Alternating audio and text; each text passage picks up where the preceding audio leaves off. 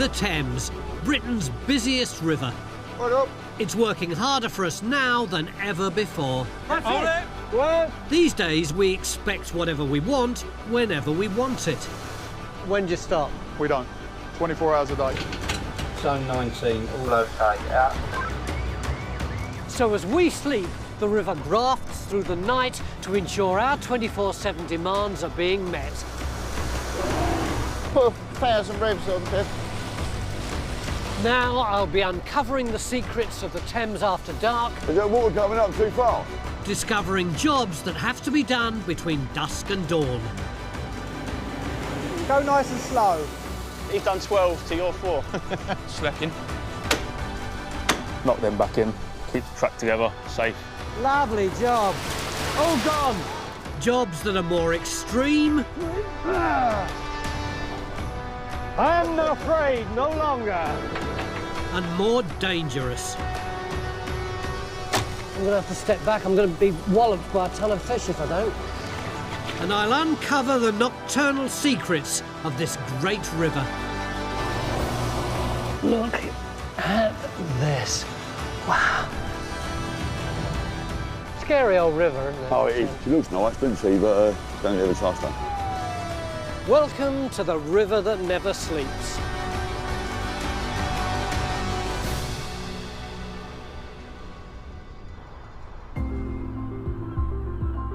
This is the eastern end of the Thames, lined with industries that run through the night. In among them is a place that every Londoner relies on 24 hours a day, 365 days a year. Somewhere very few people have ever seen inside. You know that old saying, time and tide wait for no man? Well, there's a man-made structure just along here that would beg to disagree. The Thames Barrier. This magnificent piece of engineering was completed in 1982. It was designed to hold back the tide and protect London from flooding. The gates are 5 stories high and they've been raised a total of 199 times. And I've got exclusive behind-the-scenes access. It is classic, isn't it? Iconic shape. It's 8 p.m. and the job of protecting London doesn't stop when it gets dark. In charge of making sure the place is fully operational is engineering manager Steve East. These are the pier roofs. How do you keep them clean? We don't. It's stainless steel cladding. There's no maintenance on those at all. These are as installed 30-odd years ago. You know, when I first saw it, I thought it was a load of old modernist rubbish. But the longer it's been there, the more I've got to respect it and kind of love it. Steve's taking me across to one of the middle piers. And to get there, we have to go underwater. But we're now underneath the river.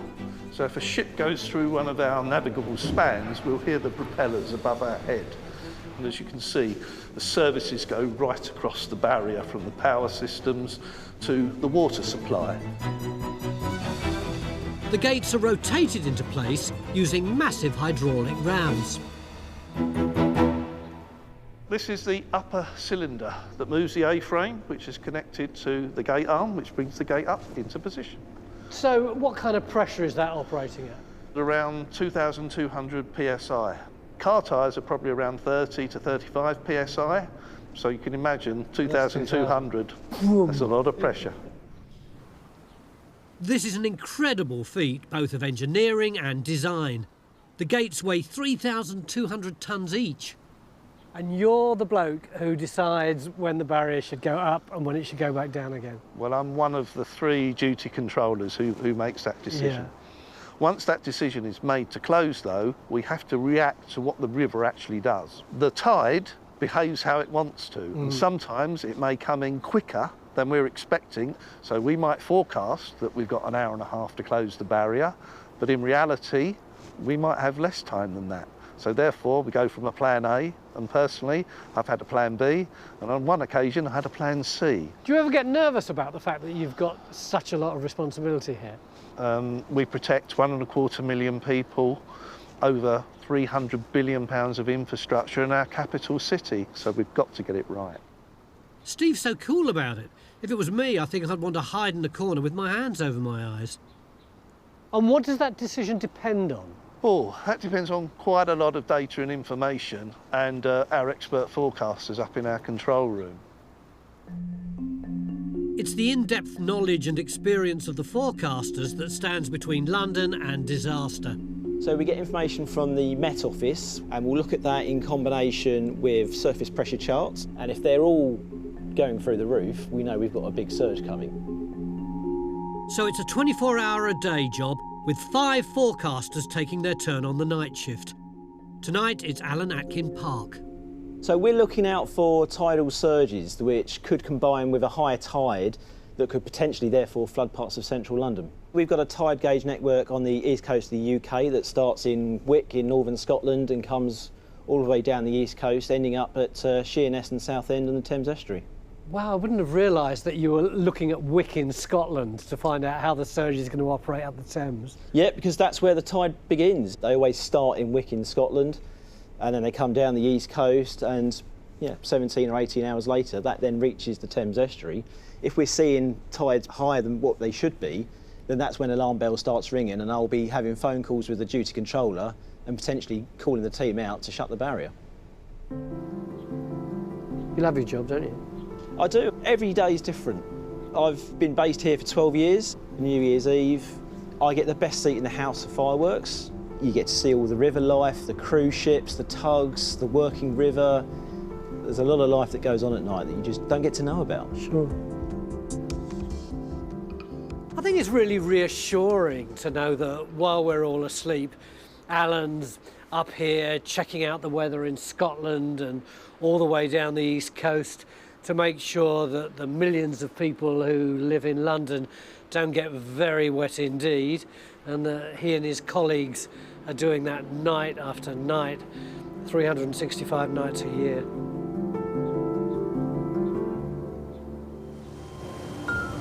Next, Keep lowering, Tony. fishing despite the odds. I absolutely love the sea. It's a calling. And I discover a hidden secret so important it's under 24-hour surveillance. Zone 19, all okay. Out.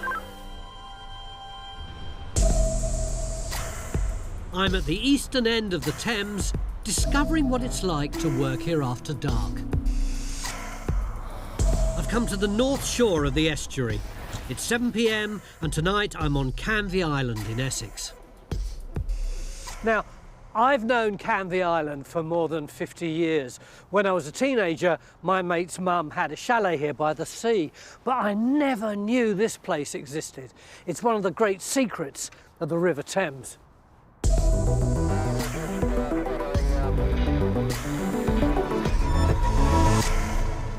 Just had to leave my phone in there. I've got flame retardant overalls on, these goggles, red hat, gloves. They don't mess about here, and there's a very good reason for that. This is Oikos Storage, one of the UK's largest independent refined fuel terminals. The 70-acre site can store 300 million litres of diesel and aviation fuel, destined for the planes that take us on holiday and the petrol stations where we fill our cars. This is a round-the-clock operation, and they keep a close eye on everything. A really close eye. We are in position, mate, ready to climb the stairs.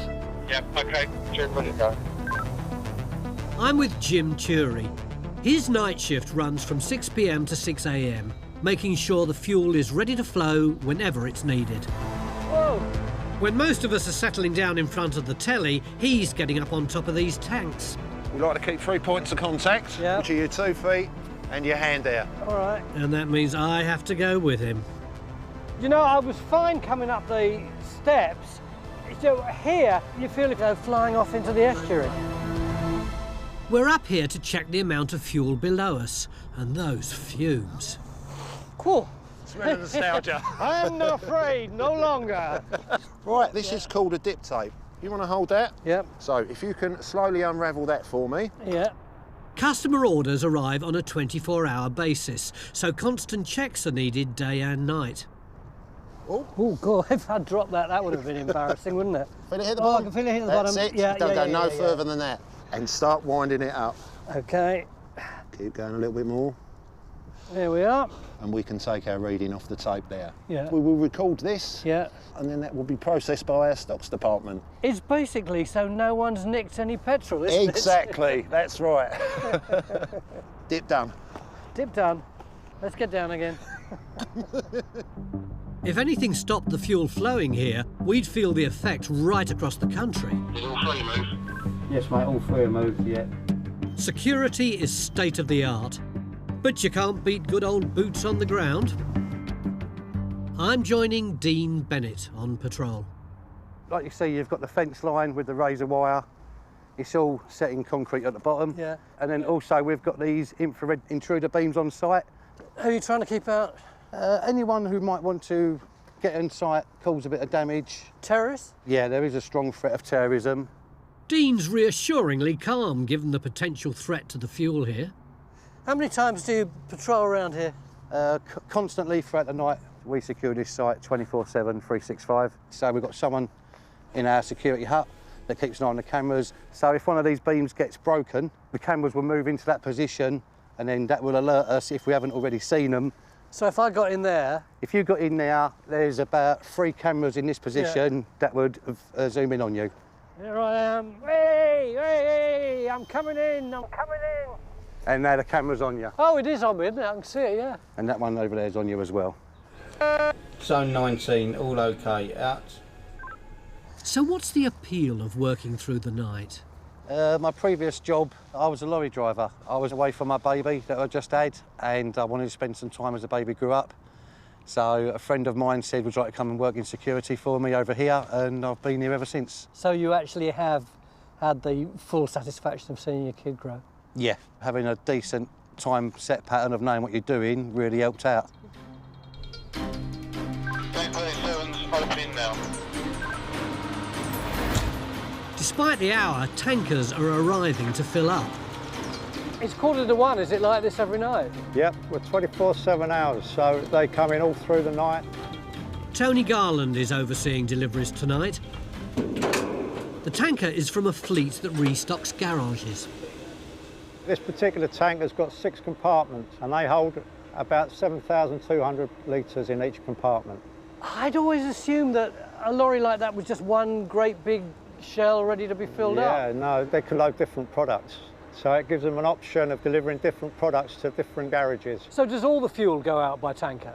No, we have 2 underground pipelines that go to pumping stations, and then it's dispersed to the airports all over the country. Hang on, so you mean there are big pipes here that go virtually underground all the way to Gatwick and Luton or wherever? Yes, miles of pipe work all over the country that we don't see. The network is thousands of miles long. Off you go, mate. So that's it. Off he goes round the country, leaving Canvey Island far behind. Of course, one of the main reasons Oikos is located here is the Thames. Right, this is our deep water jetty. After you. Yeah, reset. This jetty is 450 metres long.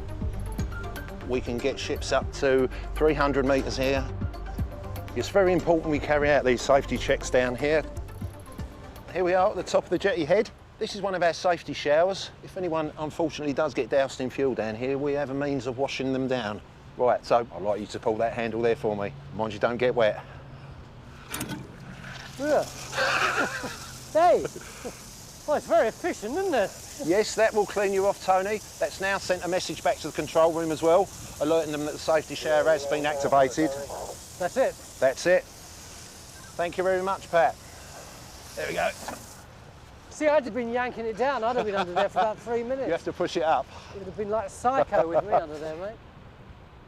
We've been hanging out together for about 3 hours now. Yep. And you've had a smile on your face all the time. I enjoy my job, Tony. I've worked up and down the river for over 20 years and I love the job. Don't get me wrong, it can be very bleak in the winter, but in the summer, it's the best job in the world. What is it that you like about it most? Fresh air and messing about with boats. And there's some great characters working up and down this river. We do have a lot of fun. Yeah. You're a big kid, really, aren't you? Yeah. You never grow too old. He may work through the night under constant surveillance, but Jim is one of the happiest people I've ever met. His enthusiasm is infectious. It may be 2 a.m, but I'm sorry I have to leave.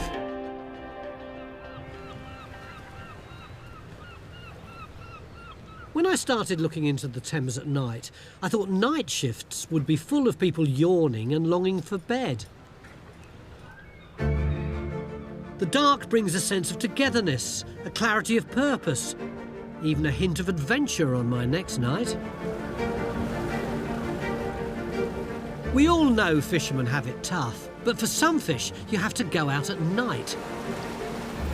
Which is why at 7 p.m. I'm venturing out into the Thames Estuary on a trawler in search of Dover sole. I'm in the care of skipper Martin and his first mate Kevin. I'm the deckhand. Oh, it's a disgusting job, this, isn't it? Yeah, it's a decky learner's job. It's 15 miles from Whitstable in Kent to the fishing grounds, which gives us 2.5 hours to check and prepare all the equipment, because when we finally arrive, there'll be no time to waste. Why are we fishing at night? Wouldn't it be easier to do this in the daytime? You can't catch Dover soles very well in the daylight. Why not? Because they can see you coming and they swim away. Truly? Yeah, they do. There's so much grease around here, I can't see where my nipple is. There we go. The Dover sole we're after are flatfish that live on the seabed. Martin's heading out to a sandbank further out in the estuary, where other fishermen have found them in their nets. There's one. Take that, Tony. I need to learn the ropes quickly. On board, there's no margin for error. Watch your footsteps there. It is a dangerous job. Yeah. You've got to keep clear of all the running gear and all that kind of stuff, because these can pull you into the winch. So I've got to stay near you tonight, I guess? Normally on board, if you've got someone new coming on, you normally take them under your wing and look after them. Martin's my kind of fisherman, out here in his small boat trying his best to make ends meet. He's one of hundreds of fishermen who used to rely on these waters for a living. You used to catch a lot of fish in the Thames. I used to fish here all the time. Yeah. I mean, I've been here for about 6 or 7 years. There's just been no fish. You're kidding? 6 or 7 years? Yeah, a long time ago. How come? Well, the pulse beaming's done a huge amount of damage. Sorry, the what? The pulse beaming. It's where large multinational vessels, they electrocute the fish and it's caught a lot of fish. So where have you been while you haven't been able to fish here? Kind of was a bit of a vagrant fisherman and sort of dotted around here, there and everywhere. Yeah. They kind of forced me out. So why have you come back here tonight? Pulse beaming's been banned. Thank goodness. So we're hoping it's going to recover. So we don't actually know that there are many fish here? No, we don't know yet. This is a sort of exploration. Well, fingers crossed. I hope so, yeah. I'm sorry to say it's an age-old story. Large-scale industrial fishing forcing small boats like Martin's out. It would be so good if he could come back, but that'll only be possible if the fish stocks have recovered enough. We nearly there, Kev? Yeah. Are we? Yeah. The fishing grounds are finally approaching. I'd better get kitted up quickly. Just keep clear of that rope. Yeah. If we overshoot, we'll waste valuable time and costly fuel. I'm a bit scared. Martin told me horrible stories about people putting their feet in the fishing net and then the net goes overboard and whoosh. But I know Martin will make sure nothing scary happens to his decky learner. We're going to be trawling, towing the net behind the boat. Right, hold it there. Yeah. Right, if you lower that again, getting a bit more, Tony, just gently. That's it, gently. Yeah. Righto, keep lowering it, Tony. Okay. We'll do the other side now. Yeah, righto, Tony. Okay.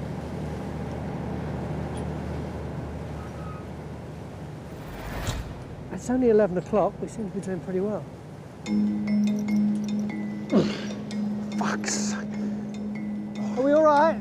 Not yet, Fed. Just got a What's the problem? little shackle caught on something. Just when I thought we were doing really well, we've got a shackle caught. Kev, ease right back, will you? If you could lower those ropes quickly for us, Tony. Yeah. If you do the port side first. We're nearly there. No time to waste. Take it off the winch. Okie doke. Righto, drop it. But fishing at night is never ever straightforward. Put 1,000 revs on, Kev. Next, the problems keep mounting. It's got a bit of sand, I think. Really tippy. And I come face to face with a really bizarre machine. Vegan. What's vegan? Only eat seed. How are we doing? There's a bit of a tangle. I'm on a trawler in the Thames Estuary, but our nets have got caught up and we're trying to free them. Righto. That's it. Brilliant. Yes! We're back in business. Martin deals with stuff like this all the time. I don't know how he does it. The gulls know what's happening, don't they? They do, yeah, they're clever. With the nets trailing out on the surface, we're finally ready to drop them down around 60 feet to the seabed and begin the trawl. I've got a bit of a funny turn there with a winch. I can't get a bar and bar it out.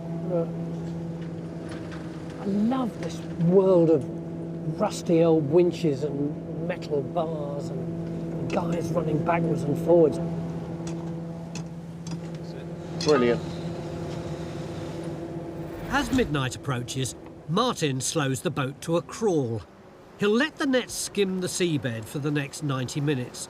Then we'll find out if there are any Dover sole down there. How long have you been fishing, Martin? Started fishing, Tony, when I was about 12. So well over 30 years.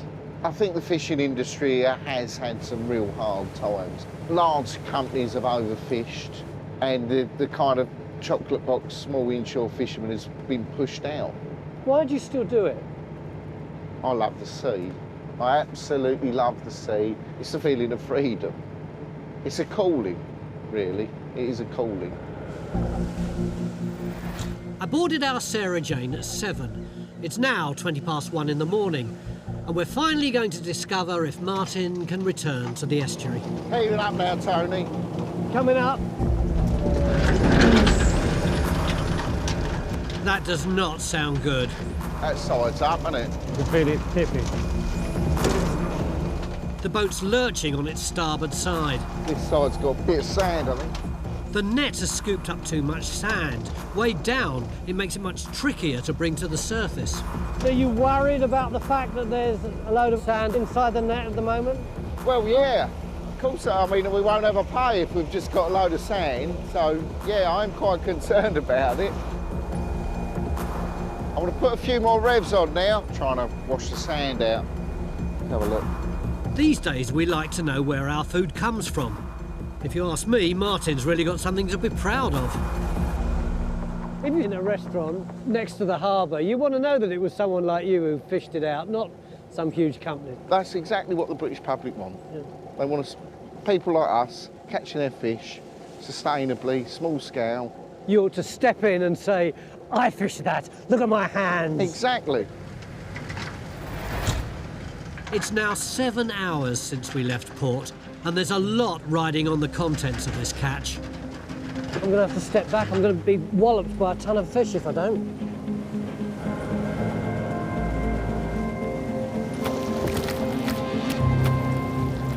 It's a load of starfish. No good. Nah, not a lot in there at all, really. What's this? That's a dogfish, that one. Throw him back. These ones are Dover soles. Go and get a basket and you pick those Dovers up. All those years of pulse fishing have taken quite a toll. The sole Martin's depending on are few and far between. That's a Dover sole, isn't it? Yeah, that is, yeah. When fishing was good here, you'd have overfilled that basket with one haul. Next one. Martin needs at least 3 full baskets just to cover the cost of the trip, but the next net is no better. Just a few more sole and a nice skate. Oh, that goes down well with a few chips, wouldn't it? Where do you sell this stuff when you catch it? Our farmers markets, most of it. You've got your own farmers market? And shop, yeah. It's the only way of really keeping a small boat like this running. Sure. It's kind of diversity, really, We've isn't had to, yeah. You like these, don't you? You've done well for your first day.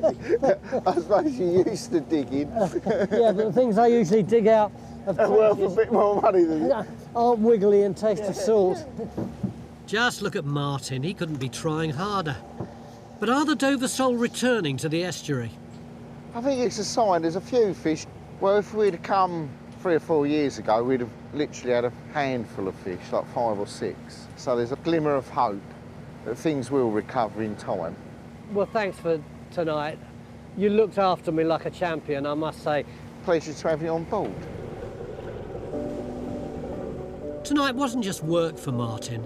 It's a way of life going back decades. And though things might not be ready for him to return here yet, he's not giving up. And I hope it comes good for him and all the other small boats like his.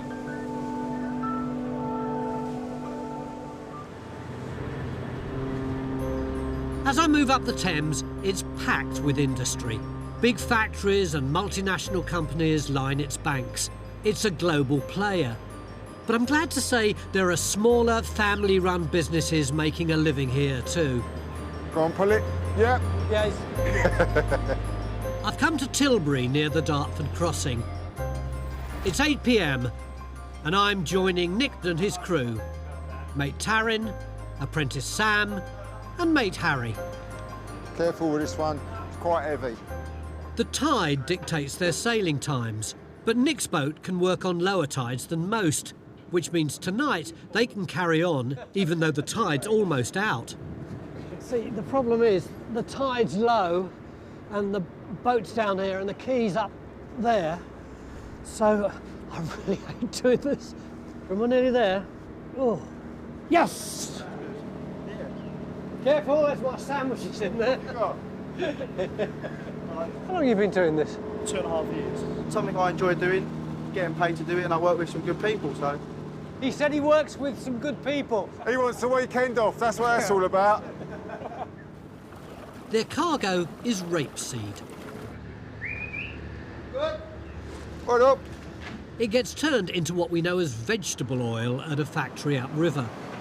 But the Thames is too shallow there for bigger ships, so Nick's boat, the Polar Rose, steams up and down transporting the seed. What kind of weight are you carrying? About 650 tonnes of seed. Yeah, so there's a fair bit of weight there. Lot to negotiate. Yeah. Where did you get the experience to do all this? All my family have worked afloat.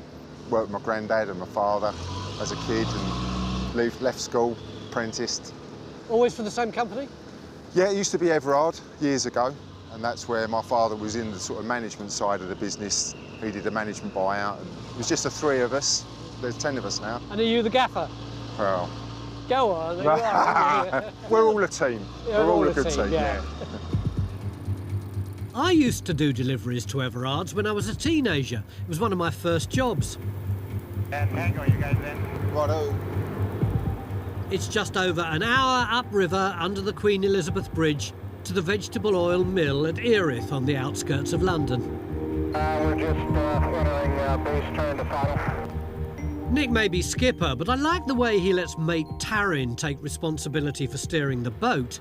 This stretch of river is both deep and wide, but he still needs to keep an eye out for other vessels straying out of lane.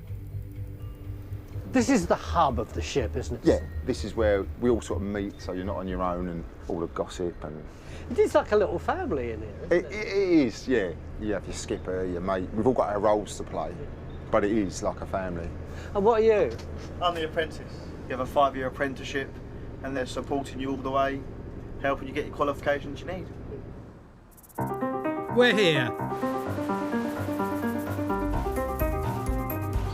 Time to get to work. That seed won't unload itself. What we're going to do is lift the hatches. You concentrating, Harry? Yeah. 1, 2, 3. This place is still known locally as Erith Oil Works. There's been a factory here since 1908. Hey, rapeseed! Do you know what the seed, when you put your hand in, it's actually warm. Oh, it's cosy. Oh. Today, the factory is owned by a company called ADM, receiving boats day and night to process almost 4,000 tonnes of seed every 24 hours. This is the hardest part of the day, doing the hatches. Why do you do this at night? Sometimes it's a bit earlier, sometimes it's a bit later. It depends on what the tide's doing and stuff like that. I always forget about the tide, of course, that's crucial to your life, isn't it? Yep. It doesn't matter how much technology we cook up, the Thames and her tides are still in charge here. That's quite reassuring, I think. Just like that? That's perfect, yeah. We won't get it undone now. No, you won't. Down. It's perfect. That's it. Yep, lovely. What's this thing called? Vegan. A vegan? A vegan, yeah. What? It doesn't eat any meat? It only eats seed. I'm looking forward to seeing this. Yeah. The Polar Rose can make 3 trips a day from Tilbury to Erith, each loaded with hundreds of tons of grain. How long will it take to suck it all out of this barge? A couple of hours. On a busy day, we can do 3 of these in 24 hours. Nick reckons transporting the rapeseed like this takes 62 lorries off the road every day. It's impressive, isn't it? Mad, yeah. The only way off the Polar Rose for me is up another ladder. Nick wants to introduce me to Dave Holloway, the plant manager here. Nick started as an apprentice on the barges. Yeah. When I first started on the jetty over 30 odd years ago, so we got to become friends. It was a fantastic time. The family ties may be as strong as ever, but a lot has changed over the years. My father worked here for 40 years before me as the works carpenter. The beans were brought in by barge in those days, so they were lifted up by the dockers into the building. They'd cut and tip the bags into the conveyor system, and there was women employed in there to sew the bags back up, tidy them back up and put them on pallets. In fact, there's a photo of my uncle in 1957 with all the girls. They were pretty scary. These women had flensing knives and all sorts of stuff on their belts, and they'd frighten the life out of all the guys. You see the picture of Nick's uncle with them all standing around him with their big smiles on their face. Yeah. They didn't look... He was about 16 at the time, so he must have just been the young kid in the job, and I think they went easy on him. It's in the blood, mate, it's in the blood. Yeah. It's 1 in the morning, but this factory is still working at peak capacity. It's the largest vegetable oil mill in the UK. The seed Nick delivers makes oil for everyone from supermarkets to fast food restaurants and crisp manufacturers. Just talking about it's making me hungry. So the seed from the boat comes to our silos, onto our feed hopper. From the feed hopper it comes through a conveyor system to our flaking rolls, where we break open the seed. So that's the seed all smashed up? Yep. It's oily, you can feel it, yeah.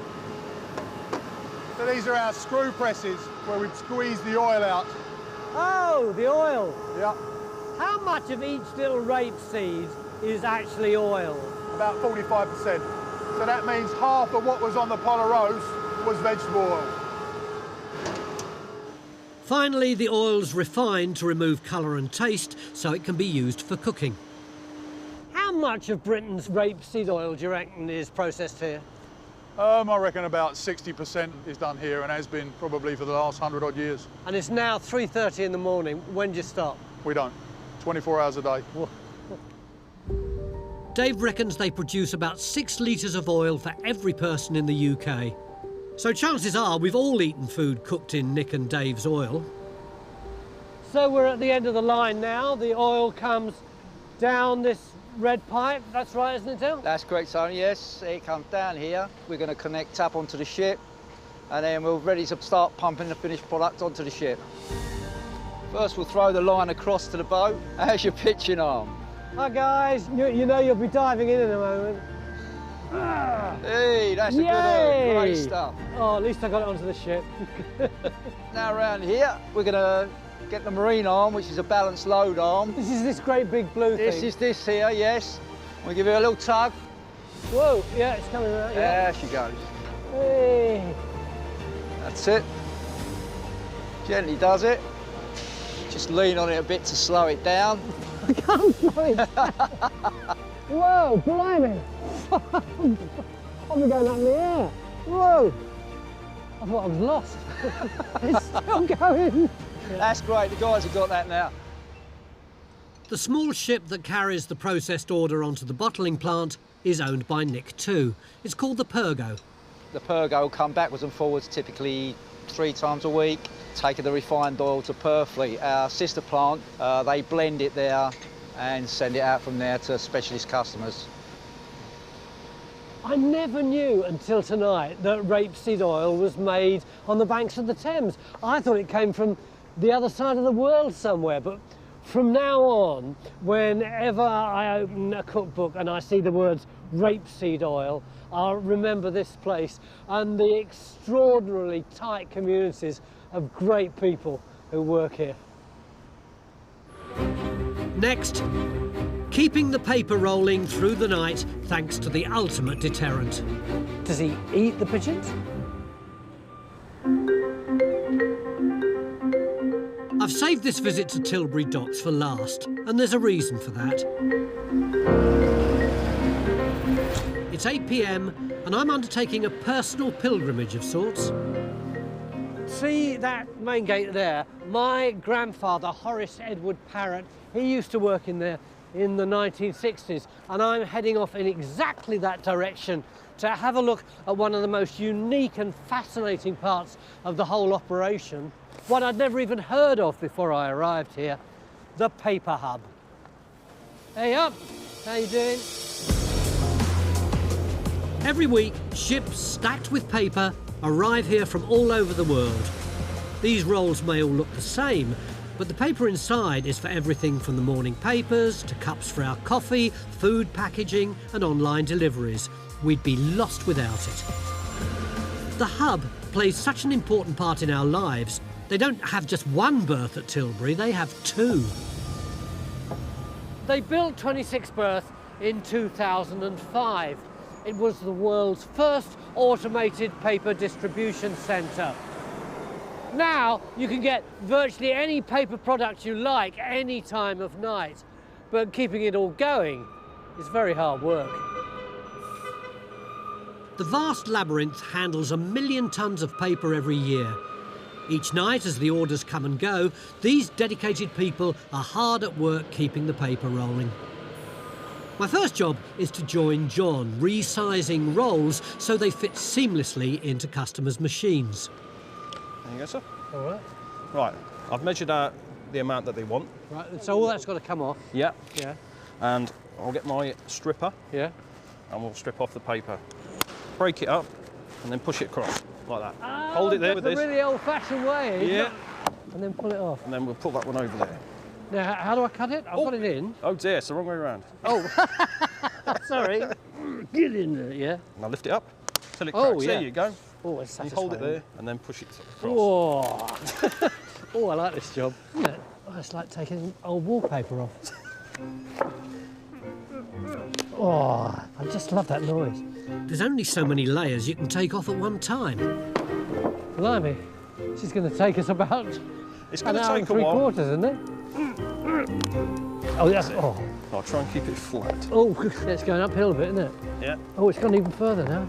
Well, I messed this up. Oh, now it's gone down. It's not as easy as it looks. John can get through dozens of rolls each shift. Don't slack, mate. Okay. Keep going. If only I could get into some sort of rhythm. Right, last bit. Right. Done. Yay! Ready for the customer. How do you feel about working nights? I prefer working nights. Why is that? Because I get more time at home. Plus So- the wages are slightly better. See, I've just started doing this. At the moment, I'm really finding it kind of hard about 4 o'clock in the morning. I know what you mean. You do feel tired. It's like a jet lag feeling. Yeah, it is like a yeah.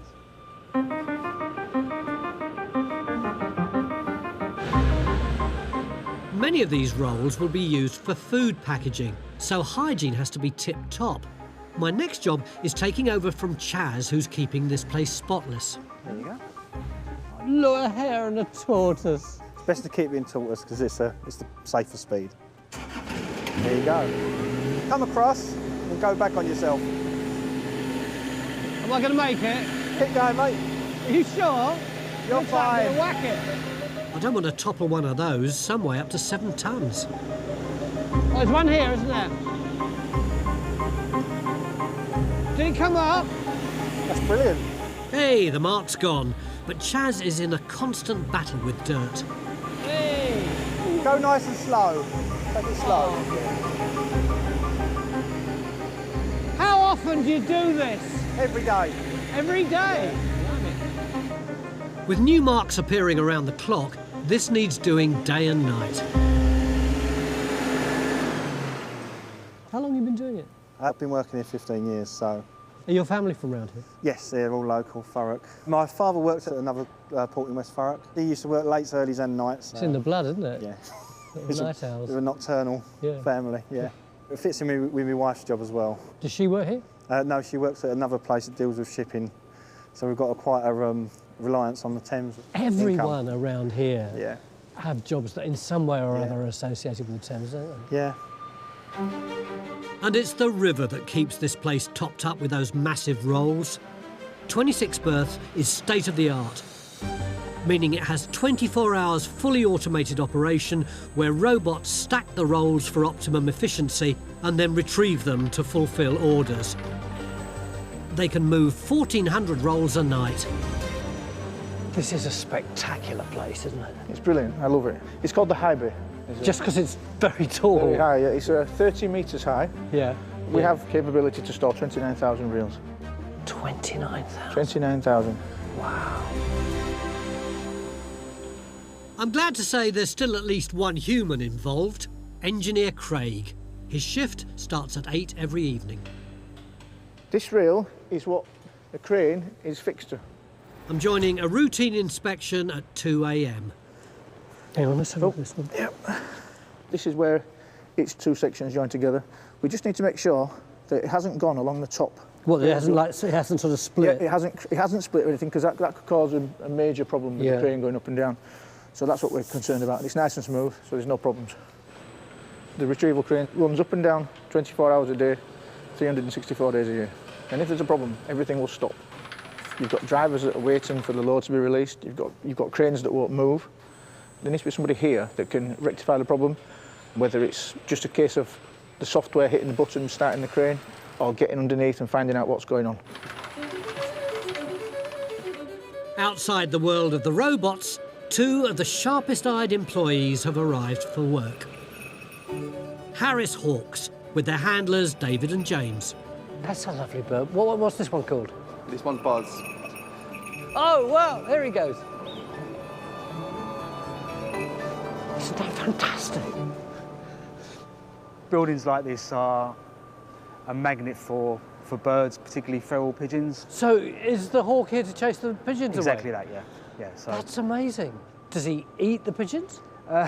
No, it doesn't actually catch them even, so it just stops them from becoming established and stops, obviously, the paper from becoming damaged by pigeon fouling. What's his name? His name's Paul. What? Excuse me, we're doing an interview. You have to stay still. Why do you do it at night? Pigeons are out feeding during the day, so they're here to sleep. If I come and woke you up at 3 o'clock in the morning, did that for a week, you'd soon move off somewhere else. I'd go. So yeah. You would, yeah.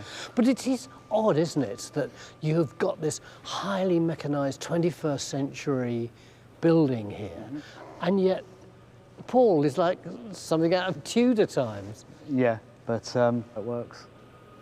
Just a few pigeons could ruin the stocks here. And this is all just part of the nightly routine that keeps the paper deliveries rolling. I'm going home now. Well, this whole process will go on throughout the rest of the night and the next day and the next night. When my grandpa Horace was working here 60 years ago, everybody knocked off when it got dark. But that's not the world we live in now, is it? But I know the Thames and all the wonderful people working along it are more than ready to meet the challenge. Next time... Alan, you all right in here? Time and tide wait for no one. It's a scary old river. Oh, it is. Don't ever trust them. Victorian science at its best. You don't want to be the astronomer that crashes the 130-year-old telescope. And delivering the groceries, Borough Market style. Spectacular, isn't it? It's like being in the big top.